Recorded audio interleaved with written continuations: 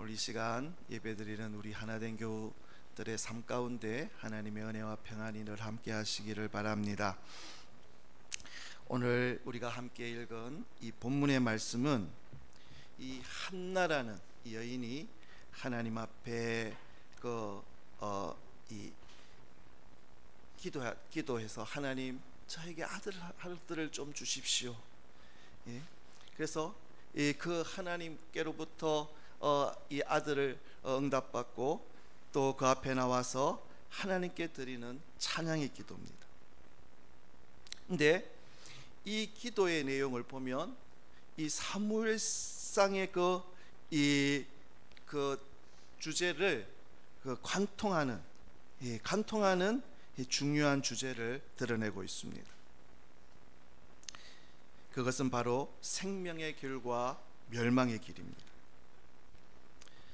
이 땅을 살아가면서 우리는 수많은 선택들을 합니다.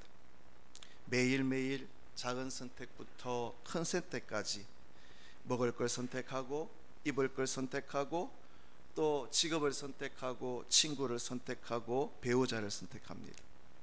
또 내가 어떤 말을 해야 할지, 그리고 또 싸워서 헤어지거나 화해하는 것을 선택합니다. 매일 내가 어떤 마음을 먹을 것인가 내가 선택합니다. 여러분, 이런 선택들이 중요한 이유는 이 선택들이 모여서 우리의 인생을 수놓아가기 때문입니다.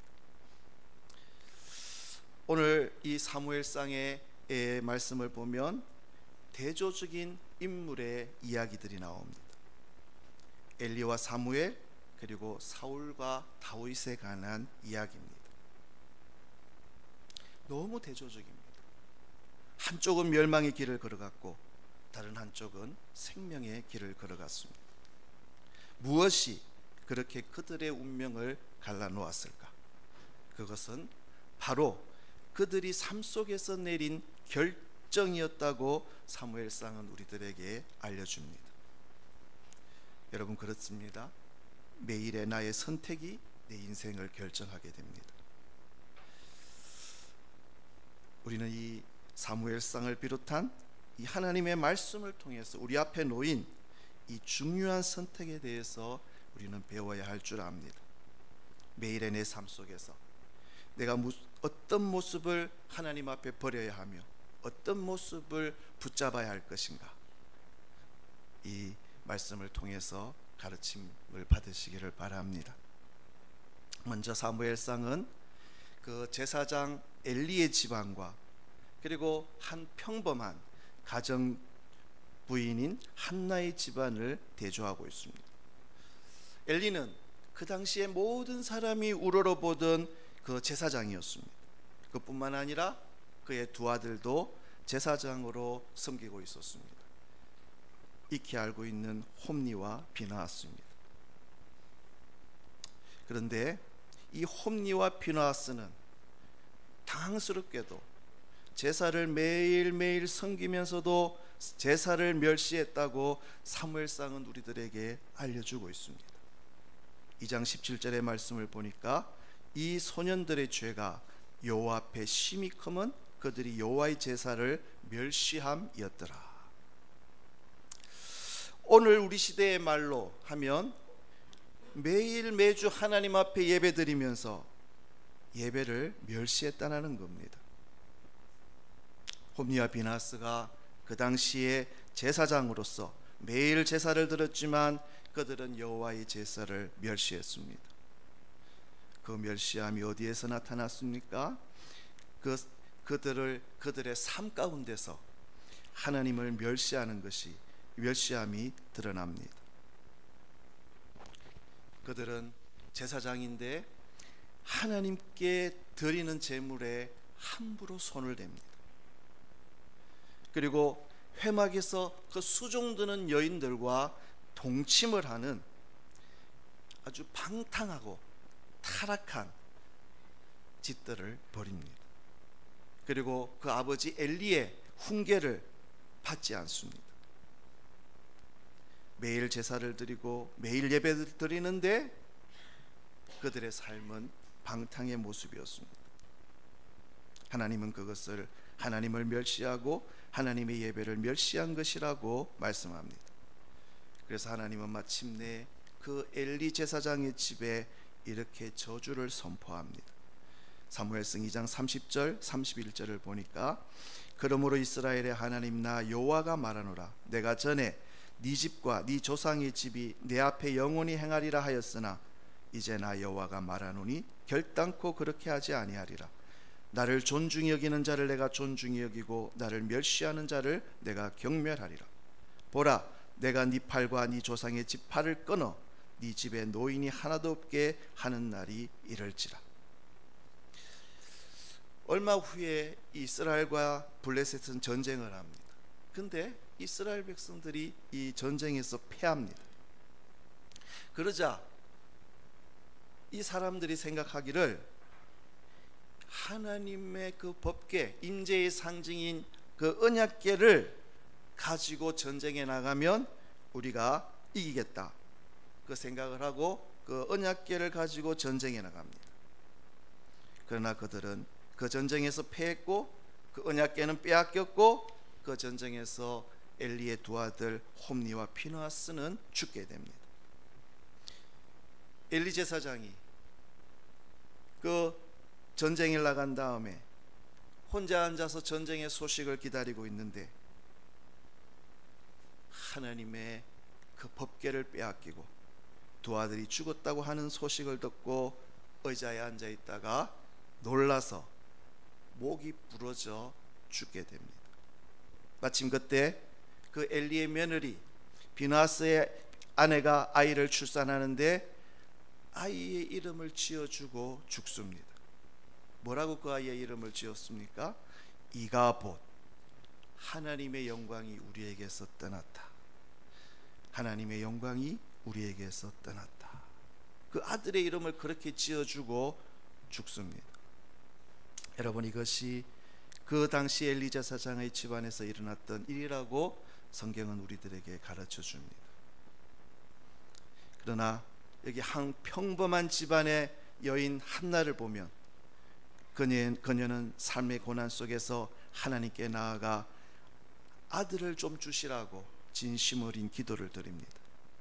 하나님이 그녀의 기도에 마침내 응답하셨고 하나님은 아들을 그에게 주셨습니다.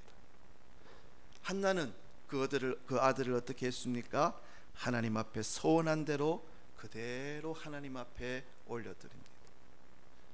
하나님, 아들을 주십시오. 아들을 저에게 주시면 그 아들을 하나님 앞에 드리겠습니다. 그 소원한 대로. 이 보통 사람들은 화장실 들어갈 때 나올 때 다르다고 하는데 한나는 하나님께서 주신 그 귀한 아들을 하나님 앞에 약속한 대로 하나님 앞에 올려드립니다. 그래서 이 사무엘상을 읽어보면 이 평범한 한 여인 한나, 그의 집안이 하나님을 향해서 어떤 신앙과 믿음을 가졌는가를 자세하게 이야기하고 있습니다. 몇 구절을 보면 사무엘상 1장 20절에 그 사람 엘가나, 한나의 남편입니다. 엘가나와 그의 온 집이 여호와께 매년제와 서원제를 드리러 올라갈 때에, 그리고 24절에 그 아이를 낳고 난 후에 젖을 뗀 후에 그를 데리고 올라갔세 수소 3마리와 밀가루 한 에바와 포도주 한 가죽 부대를 가지고 실로 여호와의 집에 나아갔는데 아직 아이가 어리더라. 그 어린 아이를 데리고 올라가는 겁니다. 27절에 이 아이를 위하여 내가 기도하였더니 내가 구하여 기도한 바를 여호와께서 내게 허락하신지라. 그러므로 나도 그를 여호와께 드리되 그의 평생을 여호와께 드리나이다 하고 그가 거기서 여호와께 경배하니라. 사무엘의 이야기입니다. 여러분, 이 말씀이, 이 구절이 중요한 이유는 이 집안에, 이들 집안에 하나님을 향한 신앙의 모습이 그대로 이 구절 속에 드러나 있기 때문입니다. 평범한 어느 유대인 가정이었지만 제사장의 집안이었던 그 엘리의 집안과 얼마나 대조가 됩니까? 우리는 이 대조를 잘 보아야 합니다. 이 대조가 사무엘상을 통해서 하나님께서 우리에게 주시고자 하는 강력한 메시지인 것입니다. 여러분, 오늘도 우리는 얼마나 이 자주 예배를 드립니까? 그러나 그게 중요하지 않다는 겁니다.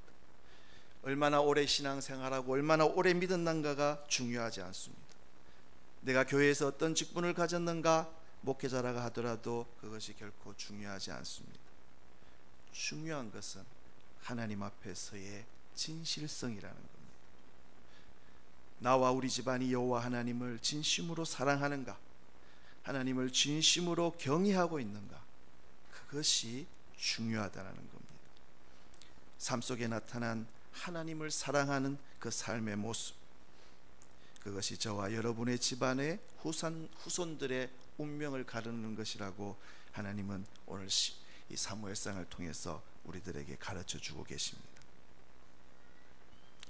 하나님은 이 엘리 제사장과 한나의 집안에 덧붙여서 거기에 그치지 아니하시고 또 한 집안의 대조를 우리에게 보여주십니다. 그것은 바로 사울과 다윗의 대조입니다.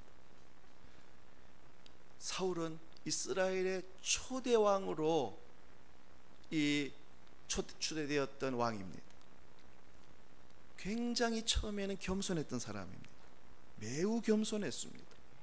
그런데 왕이 되고 나서 그는 점점 교만에 빠집니다.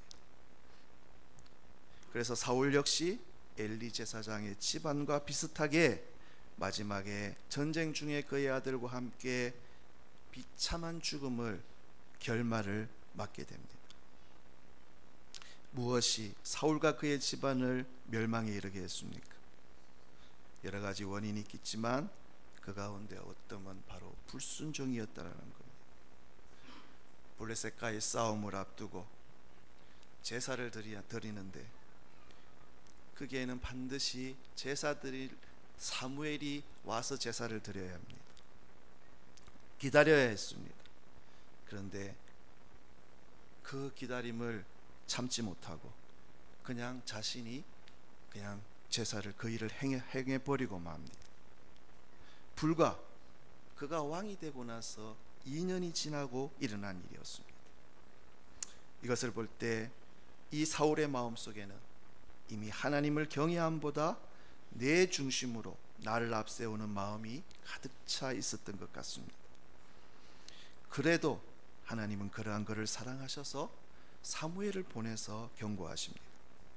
그러나 사무엘은 돌이키지 않고 불순종의 길을 계속 걸어갑니다. 아말렉과의 전쟁 전에 하나님께서 명령하셨습니다. 아말렉과의 싸움에서 성전하게 되는데 그때 그것을 다 진멸시켜라. 그런데 사울은 어떻게 합니까? 탐욕에 마음이 빼앗겨서 그 가운데 좋은 물건을 뒤편에 숨겨놓습니다. 그러자 하나님은 사무엘을 보내서 이렇게 선언하십니다. 사무엘상 15장 22절 23절을 보면 사무엘이 이르되 여호와께서 번제와 다른 제사를 그의 목소리를 청종하는 것을 좋아하심같이 좋아하시겠나이까. 순종을 강조합니다. 순종이 제사보다 낫고 듣는 것이 순양의 기름보다 나으니, 유명한 말씀입니다.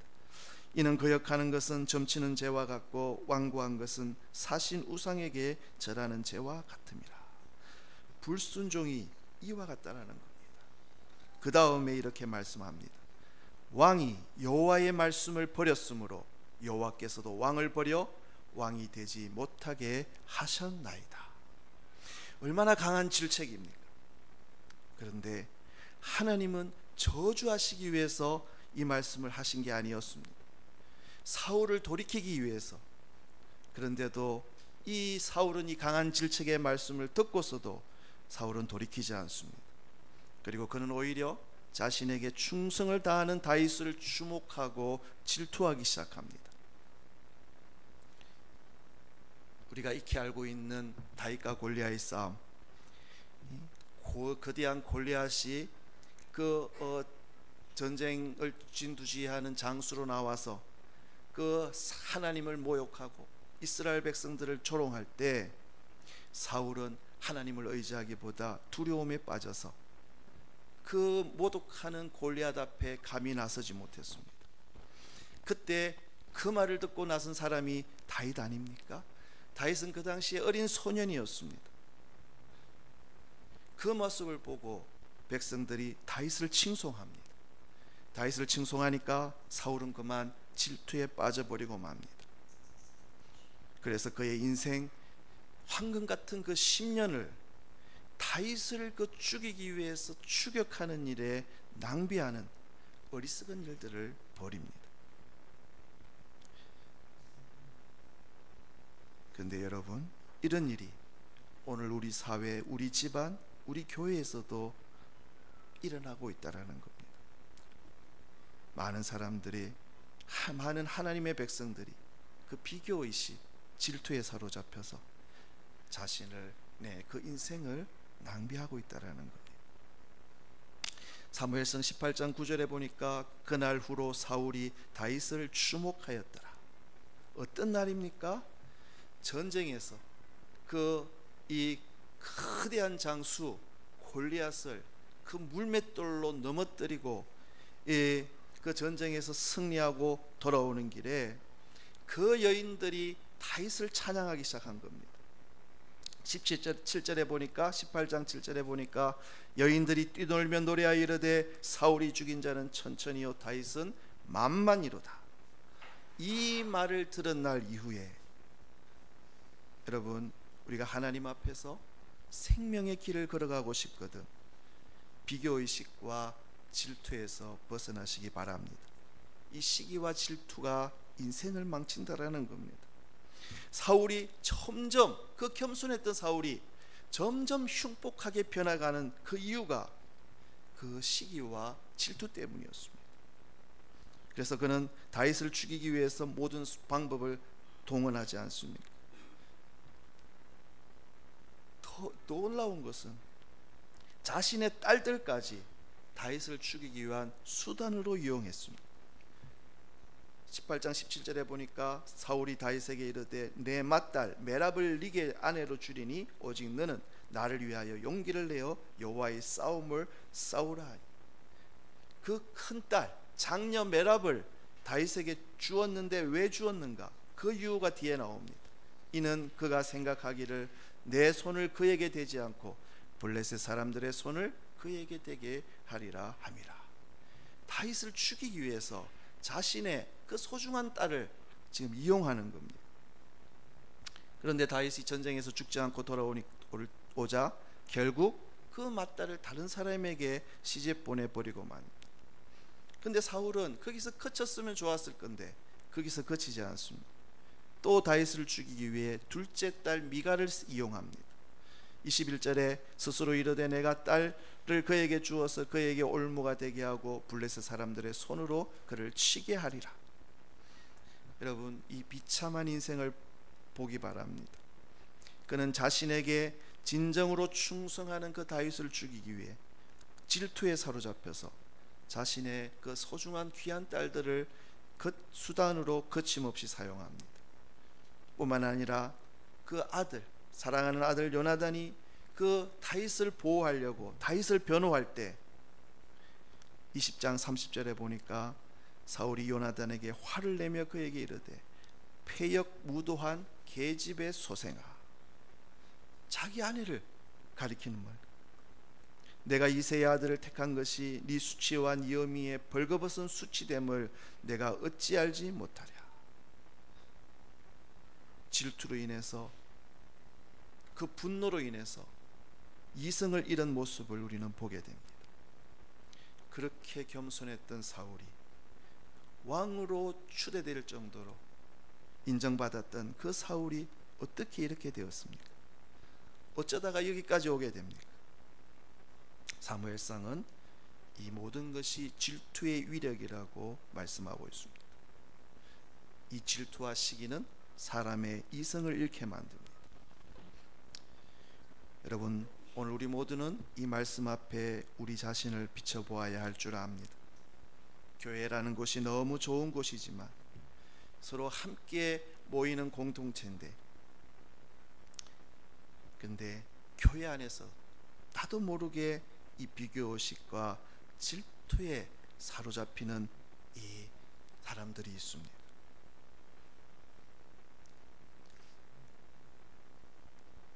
여러분, 이렇게 우리 장로님 우리 또 이 집사님, 이 부부가 이렇게 다정하게 앉아 있는 모습이 얼마나 보기 좋습니까? 그런데 이 모습까지 질투하는 사람들이 있습니다. 예전에 섬기던 교회에 참 달란트도 많고 정이 많으셨던 여자 집사님인데, 자기의 비슷한 동년배의 부부가 이렇게 다정하게 앉아 있는 모습이 이게 너무 눈꼴시러운 겁니다. 그러니까 자기 남편은 교회는 나오지만 떠문떠문 나오고 그런 분인데, 이렇게 매주일 다정하게 앉아서 예배드리는 모습이 너무 꼴보기 싫다라는 거예요. 그래서 그렇게 좋은 분이 그 질투에 사로잡혀가지고 이 험담하고 욕하고 그 스스로 힘들어하는 그런 모습들을 본 적이 있습니다. 여러분, 거기에 우리는 무너져 내리는 겁니다. 비교하는 것, 질투하는 것. 그러하기에 오늘 사무엘상의 말씀을 우리가 보면서 반드시 우리는 이 한 가지에서 벗어나야 할 줄 압니다. 사울의 인생을 보고 질투와 비교에서 벗어나시기를 주의 이름으로 축복합니다. 사울의 길을 우리에게 이렇게 자세하게 알려주시는 이유는 어리석은 사망의 길을 우리로 하여금 걷지 말라고 하시는 하나님의 사랑의 메시지입니다. 비참하게도 사울은 하나님의 계속적인 그 경고에도 불구하고 멈추지 않고 멸망으로 달려갑니다. 다윗을 추격하는 중에 다윗이 2번이나 그 사울을 죽일 기회가 있었지만 살려줍니다. 그런데도 그 추격하는 일을 멈추지 않습니다. 그리고 마침내 그는 신접한 여인까지 찾아가는 그런 일들을 벌이고 맙니다. 결국 파멸의 구렁텅이에 빠집니다. 그래서 사무엘상 31장 9절은 사울의 마지막을 이렇게 이야기합니다. 사울의 머리를 베고 블레셋 사람들이 사울의 머리를 베고 그의 갑옷을 벗기고 자기들의 신당과 백성에게 알리기 위하여 그것을 블레셋 사람들의 땅 사방에 보내고 그의 갑옷은 아수다로스의 집에 두고 그의 시체는 벳산 성벽에 못 박음해. 초대왕으로 세움받을 정도로 겸손하고 인정받았던 그 사울이, 그의 결말은 너무나 안타까운 추락이었습니다. 사울은 영적으로 너무나 둔감했고 하나님의 말씀에 끝까지 불순종했습니다. 선지자를 보내서 말씀하실 때 하나님의 말씀이 들려올 때 회개하고 돌이켜야 했는데 늘 자신을 합리화했고 모든 일을 자기중심적으로 끌고 나갔습니다. 그 결과로 책임을 전가하고 분노하고 시기와 질투에 사로잡혀서 모든 것을 다 잃어버리고 맙니다. 그 모든 것의 원인이 결국 하나님께 대한 불순종이었습니다. 사울이 이렇게 하나님 앞에 멀어져 갈 때 하나님은 자신의 마음에 합한 한 사람을 택하여 나서십니다. 사무엘에게 너는 이새의 집으로 가서 그의 아들 중에 한 아들에게 기름을 부어 이 사울의 뒤를 이어서 왕이 되게 하라고 명령하십니다. 그 명령을 받고 이 사무엘이 이새의 집에 가서 그 이새의 아들들을 볼 때 그 첫 아들을 보니까 이건 더 물어볼 필요도 없는 것 같습니다. 왕의 상입니다. 굉장히 잘생기고 훤칠했습니다. 바로 이 사람이구나 할 정도로 그렇게 했을 때 그때 하나님이 사무엘에게 말씀하십니다. 그 용모와 신장을 보지 말라. 내가 이미 그를 버렸노라. 그렇게 이새의 7 아들이 다 지나갑니다. 분명 하나님은 그 이새의 아들들 중에서 왕을 세우라고 말씀하셨는데 그 보여주는 아들이 다 봤는데도 거기에 하나님이 이 말씀하시는 사람이 없었던 겁니다. 이새가 잊어버리고 있었던 겁니다. 그 막내 아들, 저는 아이가 하나가 있어서 잊어버리지 않는데 옛날에 뭐 7명, 10명 되면 잊어버릴만 하겠더라고요. 아마 이세도 다 형들이 지금 왕이 될 후보로 자신을 단장하고 사무엘 앞에 섰을 때 다윗은 그 형들이 버리고 간 양들을 지키고 있었던 겁니다.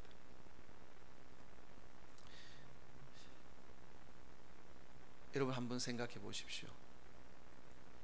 이새가 사무엘의 그 명령으로 그 양을 치고 있는 다윗을 불렀을 때, 요즘 말로 하면 한참 일하다가 씻지도 못하고 그냥 그 작업복 입은 채로 그 먼지를 뒤집어 쓰고 허겁지겁 불려와서 이 사무엘 앞에 서지 않았겠습니까? 그런데 하나님은 사무엘에게 이렇게 말씀합니다. 이가 그니 그에게 기름을 부어라. 이 사람이다. 훗날 시편 기자는 그 모습을 시편 78편 70절 71절에 또 그의 종 다윗을 택하시되 양의 우리에서 취하시며 전양을 지키는 중에서 그들을 이끌어내사 그의 백성인 야곱 그의 소유인 이스라엘을 기르게 하셨더니, 다윗은 양의 그 우리에서 목동으로 일할 때 그 천시하던 사람들이 그 천시하던 직업을 묵묵히 그 자신의 일들을 감당했습니다. 그리고 자신이 있는 자리에서 하나님을 사랑하고 자신의 일들을 감당했습니다. 아버지도 잊어버렸던 그 아들 다윗, 하나님은 그 다윗을 주목하고 계셨다고 본문은 가르쳐 주고 있습니다. 하나님은 지금도 이 땅을 지켜보시는 줄 믿습니다. 당신의 마음에 합한 자를 찾아 나서십니다. 용모와 신장이 아니라 잘 나가고 또 학벌이 좋은 그런 사람들이 아니라 어디에 있든지 정말 하나님 앞에서 하나님 여호와 하나님을 사랑하고 자신에게 주어진 일을 묵묵히 감당하는 그 사람을 하나님은 지금도 찾고 계신 줄을 믿습니다. 이런 다윗은 훗날 골리앗과 싸움을 하기 위해서 나섭니다. 그 무서운 거대하고 무서운 그 골리앗과의 싸움에 이 다윗이 어떻게 나설 수 있었겠습니까? 이 다윗은 그냥 조그만 소년이었습니다. 자신의 능력을 믿은 게 아닙니다. 싸워서 이길 수 있는 성률이 0%입니다. 만약에 성률을 계산했다면 다윗은 그 골리앗과의 싸움에 나가지 못했을 겁니다. 다윗은 왜 골리앗에게 나갔습니까? 그 대답이 사무엘상 17장 45절. 다윗이 블레셋 사람에게 이르되 너는 칼과 창과 단창으로 내게 나아오거니와 나는 만군의 여호와의 이름 곧 네가 모욕하는 이스라엘 군대의 하나님의 이름으로 네게 나아가노라. 다윗은 하나님을 온전히 사랑했을 뿐만 아니라 하나님을 온전히 100% 신뢰했던 겁니다. 하나님을 사랑했기에 그 사랑하는 하나님의 이름이 모욕받는 것을 이 다윗은 견딜 수 없었습니다. 하나님을 신뢰했기에 칼과 창과 방패로 무시무시하게 나오는 그 거인 골리앗에게 물맷돌 그 5개만을 가지고 나갈 수 있었던 겁니다. 뿐만 아니라 훗날 그 사울에게 쫓겨서 말할 수 없는 고난을 당할 때에도 다윗은 원망하지 아니하고 그 고난 속에서 자신을 빚어가시는 하나님의 손길에 그대로 자신을 맡깁니다. 그래서 사울을 죽일 수 있는 기회가 그에게 2번이나 찾아왔지만 그에게 손을 대지 않습니다. 여호와의 기름 부음 받은 자를 자기 손으로 해치지 않겠다고 하는 마음입니다. 다윗이 얼마나 하나님 중심으로 그의 인생을 살았는가를 보여주는 대목입니다. 다윗은 오직 하나님의 뜻, 하나님의 가르침, 하나님의 말씀, 하나님 생각뿐이었습니다. 그래서 그 무수한 시편들의 말씀을 보면 얼마나 이 다윗이 하나님을 사랑하고 그 하나님을 이 자기의 중심에 모시고 살았는지 우리가 알 수 있지 않습니까? 사울과 대조되는 이 장면들입니다. 다윗이 쓰임 받은 이유는 다윗이 사울보다 외모가 뛰어나서도 아니고 능력이 많아서도 아니었습니다. 사울보다 이 죄를 적게 지은 것도 아니었습니다. 죄의 경중을 따지자면 오히려 다윗의 죄가 훨씬 더 무거웠을 겁니다. 그는 간음죄를 저질렀습니다. 그리고 살인죄를 저질렀습니다. 그것도 얼마나 치사한 방법으로 자신의 부하를 죽음의 그 사지로 내몰았습니까? 그런데 왜 다윗은 생명의 길을 걸어갔고 사울은 멸망의 길을 걸어갔습니까? 그 이유는 그들의 삶 속에서 매일매일 그들이 내린 선택 때문이었습니다. 사울은 언제나 세상을 택하고 자신을 택했고 자신의 생각을 고집했습니다. 하나님이 말씀하셔도 경고하셔도 돌이키지 않았습니다. 그러나 다윗은 언제나 하나님을 선택했고 하나님의 뜻을 존중했고 비록 죄를 지었지만 선지자가 와서 회개를 촉구할 때 그는 눈물로 침상을 적시며 돌이켰습니다. 항상 하나님께 전심으로 순종하려고 노력했고, 그러나 사울은 언제나 겉모습만 있을 뿐 마음 중심으로는 하나님을 순종하지 않았습니다. 이것이 그들의 삶을 갈라놓은 겁니다. 여러분, 이 원리는 오늘도 변하지 않고 우리들에게 적용될 줄 압니다. 우리의 선택이, 우리의 매일의 선택으로 인해서 나 자신과 우리의 집안이 좌우된다라는 겁니다. 정말 하나님을 사랑하고 정말 하나님을 신뢰하며 살 것인가? 예배는 드리지만 하나님은 보다 나를 더 사랑하고 이 세상을 더 사랑하고 세상의 것들을 의지하며 살 것인가? 선택은 우리들의 것입니다. 저와 여러분의 것입니다. 여러분, 엘리의 집안은 결코 이상한 집안이 아닙니다. 사울도 별종이 아닙니다. 그들을 오늘의 시대로 옮겨 놓으면 사회적으로나 교회 안에서나 꽤 괜찮은 사람이고 집안으로 인정받았을 겁니다. 여러분, 이 말씀은 오늘 우리들의 이야기일 줄 압니다. 저와 여러분의 그 집안과 후손의 이야기입니다. 오늘 교회 안에도 안타깝지만 이 엘리를 따르는 사람들이 있습니다. 사울의 길을 걸어가는 사람들이 있습니다. 사랑하는 우리 하나된 교우 여러분, 어느 쪽을 선택하시겠습니까? 예전에 신방 따라갔다가 그 담임 목사님이 그 집안이 목회자 집안인데 그 집안에 가서 엘리 제사장의 그 말씀을 가지고 이 신방 설교를 했다가 곤욕을 치른 일이 있습니다. 그 신방을 받은 그 집안에서 딱 그 이야기를 들었을 때, 아니, 우리 집안을 엘리 집안과 비교를 해. 아는 사람은 이 엘리에 대해서 우리는 절대 엘리의 집안을 따르지 않을 것을, 엘리의 집안의 이 참혹한 비참한 결론을 너무너무나도 싫어하는 겁니다.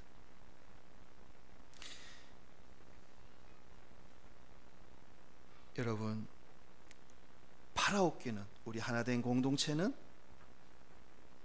그 사울이 걸어간 그 길, 그 멸망의 길, 엘리의 집안이 걸어간 그 멸망의 길을 삶 속에서 다 버리고 생명의 길로 달려가는 우리 교우들 되시기를 바랍니다. 하나님께서 우리를 복주시기 위해서 이 사무엘을 통해서 그 4명의 그 대조적인 인물들을 우리들에게 보여주고 있습니다. 서로를 위해 기도하고 자손들을 위해 기도하고 멸망의 길로 달려가는 이 세상 속에서 우리는 생명의 길을 달려가서 영원히 다윗처럼, 그리고 그 한나의 집안 사무엘처럼 하나님께 영광 돌리고 복을 받는 생명의 길을 달려가는 저와 여러분들이 되시기를 주의 이름으로 축복합니다. 기도하시겠습니다.